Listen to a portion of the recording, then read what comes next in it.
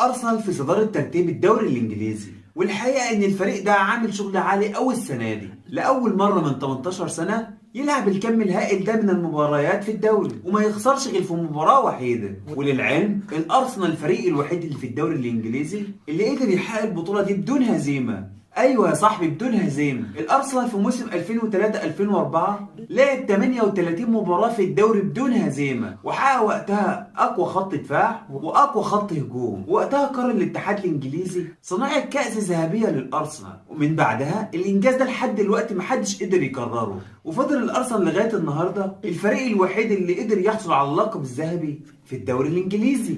لكن برضه ما عرفناش ايه هو السر المفاجئ اللي خلى ارسنال بالشكل ده من الحماسه في الموسم الحالي. لكن قبل ما اقول لك على السر، انزل دلوقتي فجر اللايك المتين واشترك في القناه وفعل زر الجرس. مات في القرية ساحر فاستراحوا من أذاه، خلف الساحر جنيا فاق في السحر أباه. حكمة بتنطبق على واحد من أهم مفاتيح لعب أرسنال حاليا، وهو صانع الألعاب النرويجي مارتن أوديجارد، واللي حاليا بينشر سحره مع المدفعجية زي ما كان طيب الذكر مسعود إوزيل بيعمل مع أرسن فينجر. أوديجارد من وهو طفل تألق في بلاد النرويج لدرجة انه انضم لنادي ريال مدريد العملاق وهو عنده 15 سنة بس، وكان حرفيا اغلى طفل في العالم وقتها. لكن للأسف حصل معاه أسوأ شيء في الدنيا وهي المقارنات، لدرجة ان صحيفة البي بي سي نفسها قالت عليه ميسي الجديد، والاي اس بي ان قالت عليه نفس الكلام. وفي الوقت ده زعل صيته للغايه. الريال يتعاقد مع شاب صغير حريف بيلعب برجليه الشمال،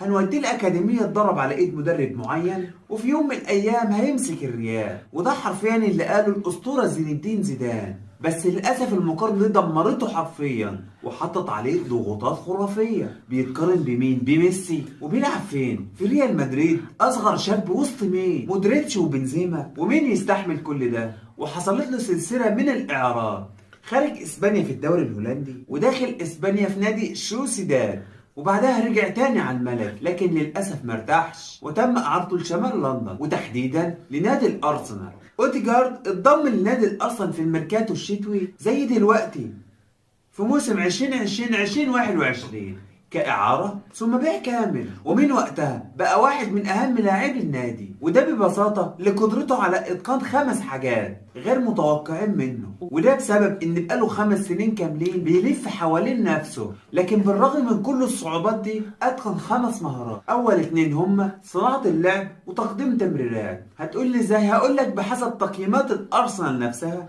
أوديجارد هو أكتر لاعب بيشوط وبيصنع فرص في الموسم الحالي، ومش خيسوس ولا مارتينيلي. يعني معنى الكلام ده لو في فريق قدر يقفل المساحة اللي بيلعب فيها أوديجارد، الأرسنال مش هيسجل أهداف؟ أكيد لا طبعا، لأن أوديجارد بينزل يستلم الكورة من تحت وبيقدر يصنع أهداف من نص الملعب. والدليل على ده مساهمة أوديجارد في الهدف الرابع لفريقه في ماتش برايتون في الدوري من قبل نص الملعب. لكن النقطة الثالثة اللي بتميزه مهمة جدا، ألا وهي المرونة والتعود على شيء هو مش بيحبه. اللاعب ده بيحب يلعب في المركز رقم 10، مركز صناعة اللعب، والمركز ده أصبح بيختفي في العالم كله. برشلونة، السيتي، ريال مدريد، ليفربول، معظم أندية العالم دلوقتي بتعتمد على اللعب في الجناحين، وأوديجارد بيلعب في المركز ده بشكل صريح. وعشان كده ما كانش بيعتمد عليه في ريال مدريد، وده لأن مودريتش بيلعب في نص الملعب وبيجيد اللعب في نفس المركز. بنزيما بيلعب مهاجم صريح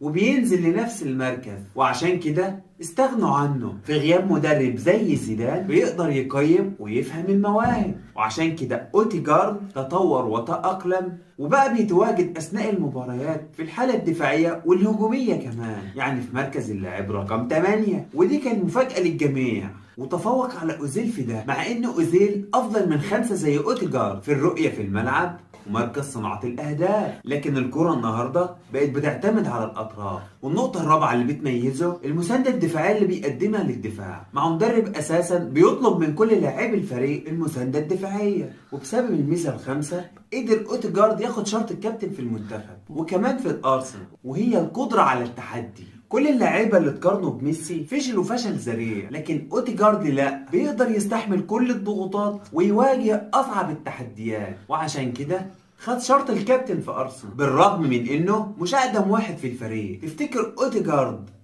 هيقدر يقود الفريق ويحقق البريمير ليج بعد غياب 18 سنة، ولا صديقه النرويجي التاني هيحسمها لجوارديولا؟ هستنى تعليقاتكم واشوفكم الفيديو الجاي. سلام.